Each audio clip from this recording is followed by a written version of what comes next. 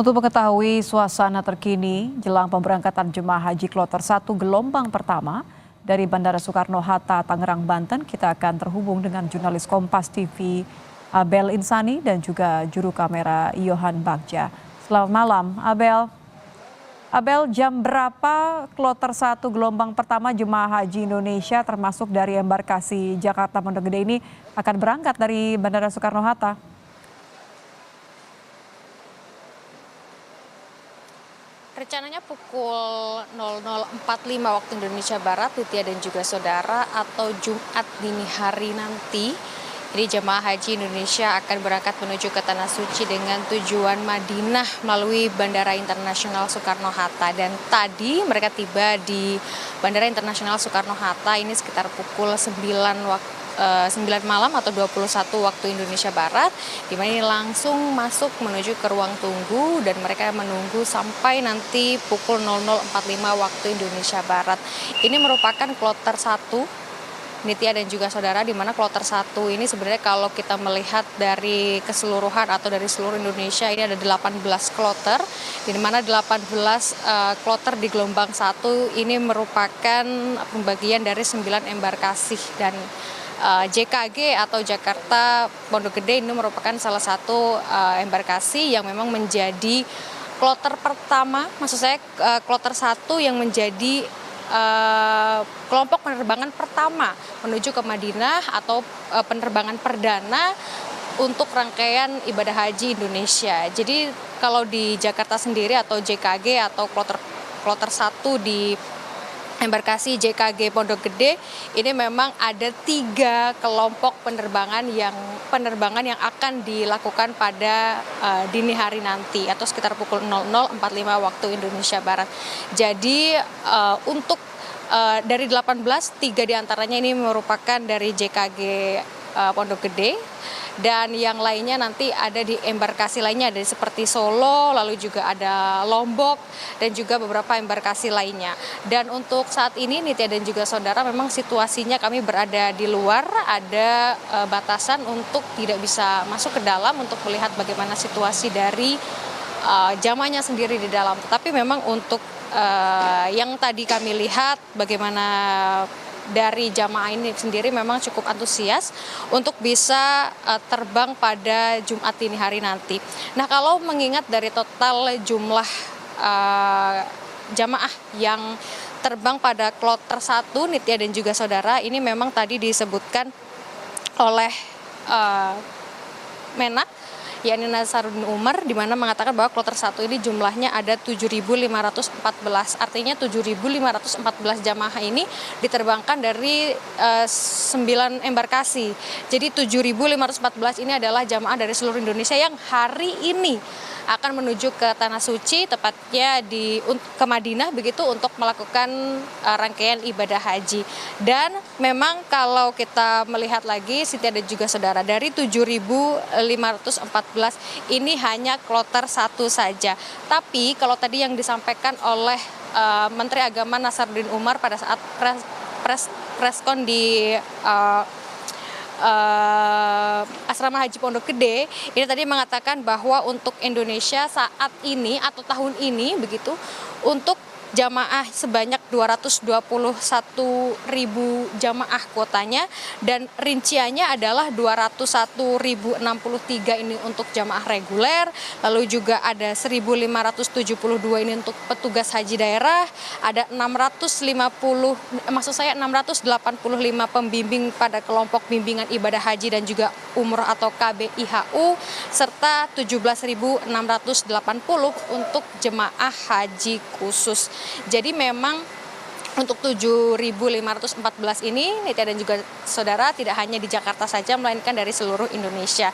Dan di Jakarta atau melalui Bandara Internasional Soekarno-Hatta untuk Jumat dini hari nanti ada 3 kelompok penerbangan yang dilakukan pada hari ini. Jadi memang untuk saat ini Nitya dan juga saudara, semua jamaah haji yang akan terbang pada Jumat dini hari nanti ini sudah berada di dalam nanti akan melakukan penerbangan pukul 00.45 waktu Indonesia Barat menuju ke Madinah. Dan nanti di Madinah mereka akan melakukan arba'in atau sholat 40 waktu, di mana ini biasanya memang dilakukan sebelum mereka melakukan ibadah haji atau pada puncak haji di Mekah. Jadi mereka akan melakukan ibadah selama 40 waktu terlebih dahulu di Madinah, lalu mereka nanti akan mengambil mikot, lalu mereka akan menuju ke Mekah, umroh terlebih dahulu, baru nanti pada puncak ibadah haji mereka akan melakukan puncak ibadah haji atau ritual dari haji itu sendiri. Dan itulah titik di mana penantian mereka selama bertahun-tahun ini dinantikan. Jadi memang kalau kita melihat Nitya dan juga saudara, penantian untuk melakukan ibadah haji di Indonesia ini memang terbilang cukup lama. Menunggu ini tidak hanya setahun 2 tahun, melainkan bisa 10 hingga 20 tahun. Bahkan tadi saya sempat bertanya ada yang sampai 30 tahun. Artinya memang ini adalah hal-hal yang paling didamba-dambakan oleh jamaah haji Indonesia yang pada hari ini bisa terbang ke Tanah Suci. Dan tadi juga saya sempat bertanya dengan jamaah haji yang memang masih terbilang sangat muda begitu ya. Karena kalau kita melihat Nitya dan juga saudara, untuk tahun ini untuk jamaah haji paling muda ini berada di umur 18 tahun dan yang paling tua ini ada di umur 86 tahun. Jadi memang untuk tahun ini juga ada aturan yang cukup berbeda Nitya dan juga saudara. Ada kategori pembatasan umur dari Arab Saudinya sendiri. Jadi kalau sudah umur 90 tahun ke atas, ini artinya tidak boleh melakukan ibadah haji untuk tahun ini begitu. Jadi untuk tahun ini aturan untuk umur ini dijaga cukup ketat dari peraturan Arab Saudi itu sendiri. Mengapa demikian? Kalau tadi yang disebutkan oleh Menteri Kesehatan sempat mengatakan bahwa memang untuk saat ini Arab Saudi sangat membatasi dan juga memperketat peraturan kesehatan. Jadi untuk lansia yang berumur lebih dari 90 tahun ini screeningnya luar biasa, begitu ketat begitu ya, sehingga untuk Indonesia sendiri atau negara Indonesia khususnya ini untuk lansia yang berusia lebih dari 90 tahun untuk tahun ini tidak diperkenankan untuk melakukan ibadah haji terlebih dahulu. Tapi kita akan melihat apakah ini memang saklek dilakukan setiap tahunnya atau memang tahun ini saja. Karena seperti yang kita tahu bahwa Indonesia dari tahun ke tahun untuk jumlah dari jamaah lansia ini memang cukup banyak. Termasuk dari 2 tahun yang lalu hingga saat ini masih sama temanya, yakni adalah Haji Ramah Lansia, di mana jumlah lansia yang cukup banyak. Bahkan untuk hari ini saja, Nitya dan juga saudara, untuk di embarkasi Jakarta Pondok Gede ini ada 64 lansia yang terbang pada hari ini. Jadi kita akan lihat apakah besok juga akan lebih banyak atau seperti apa. Karena memang jumlah lansia yang tahun ini berangkat ke Tanah Suci untuk melakukan ibadah haji ini memang juga banyak begitu. Jadi tidak hanya hari ini saja, kalau hari ini terbilang 64 lansia yang terbang ke Tanah Suci, kita akan nantikan besok berapa, dan mengingat ini adalah haji ramah lansia, jadi dipastikan tadi oleh Kementerian Agama dan juga tadi juga dari Menteri Kesehatan juga sempat mengatakan bahwa untuk penjagaan ataupun juga penugasan dari petugas haji ini memang fokus sekali untuk lansia. Begitu juga dengan adanya petugas pendamping untuk lansia. Ini juga ada sekitar 350 petugas haji pendamping lansia yang memang khusus nanti untuk mendampingi para lansia yang pada saat ibadah haji berlangsung, yakni baik di Madinah ataupun juga di Mekah, nanti akan terus didampingi oleh petugas haji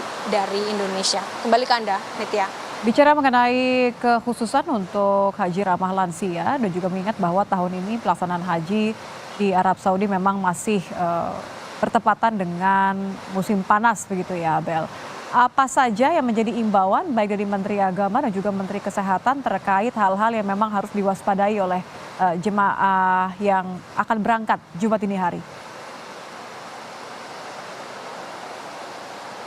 Ya, tadi sempat ada pesan-pesan khusus begitu dari Menteri Agama ataupun juga dari Menteri Kesehatan begitu ya, mengingat yang tadi sempat Anda katakan bahwa untuk tahun ini temanya masih sama seperti tahun-tahun sebelumnya, yakni adalah haji ramah lansia, di mana lansia-lansia ini tidak boleh mementingkan sunnah lalu meninggalkan yang wajib. Tentu saja ini harus dihimbau terus bagi para lansia karena memang suasana hati yang senang kadang-kadang membuat kita lupa begitu bagaimana seharusnya kita bertindak. Nah, tadi sempat dikatakan oleh Menteri Agama bahwa kita harus terus dari jamaah haji harus terus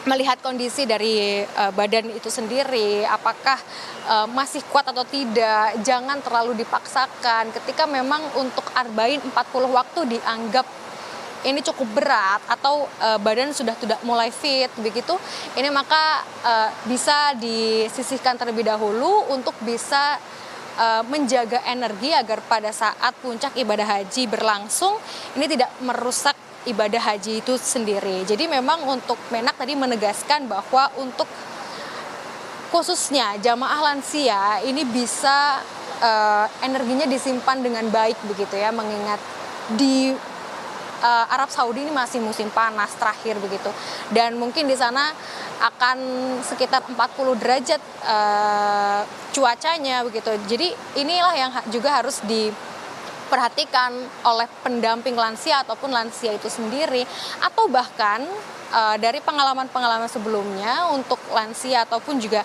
untuk satu kloter ini biasanya akan ada jamaah yang mendampingi jamaah lainnya begitu. Nah, ini juga kadang-kadang para jamaah ini mengingatkan kepada jamaah lansia untuk tidak terlalu aktif begitu ya, mengingat kondisi dan juga cuaca ini bisa menyebabkan badan drop begitu, sehingga mereka diminta atau bisa menjaga lansia ataupun juga jamaah yang lainnya. Tadi juga sempat saya melihat untuk tim kesehatan yang tadi juga sudah memeriksa dokumen dari para jamaah haji yang hari ini berangkat, ini juga tadi sudah dibekali beberapa tools atau beberapa kits, dari ada hand sanitizer, ada masker, ada obat-obatan ringan, lalu juga ada oralit. Nah, mengapa ini penting nih dan juga saudara? Tentu seperti yang dikatakan tadi, untuk menjaga kesehatan ini juga perlu karena di sana masih musim panas, lalu yang paling mungkin terjadi adalah dehidrasi bagi para jamaah haji, termasuk lansia ini sangat rentan dehidrasi, sehingga tools atau alat-alat yang tadi dibekali oleh Kementerian Kesehatan khususnya ini juga menjadi sangat penting bagi para jamaah haji. Nah, kalau bicara soal oralit tadi, salah satu yang paling menarik adalah kenapa oralit, Nitya dan juga saudara, ternyata oralit ini bisa meminimalisir dehidrasi yang bisa saja terjadi bagi jamaah haji Indonesia di Arab Saudi. Karena ternyata kandungan dari oralit ini bisa meminimalisir dehidrasi pada tubuh-tubuh jamaah yang kepanasan. Jadi memang kadang jamaah ini tidak merasa kepanasan, tetapi ternyata tubuhnya sudah tidak kuat. Terus ada juga dari tips dari beberapa dokter juga, tadi saya sempat bertanya begitu, ternyata ada tips-tips yang cukup menarik bagi para jamaah yang malas untuk sedikit-sedikit ke toilet begitu, Nitya. Tadi juga sempat disebutkan bahwa bisa minum air putih setiap 10 menit sekali, 1 teguk begitu, sehingga tidak selalu ke toilet. Nah, ini juga sebenarnya tips-tips yang sangat ringan tetapi sangat penting dan juga sangat berguna bagi para jamaah haji Indonesia pada saat wukuf ataupun juga pada saat di Arab Saudi, baik di Madinah ataupun juga di Mekah, karena ini bisa menjadi bekal selama mereka di sana begitu, Nitya dan juga saudara.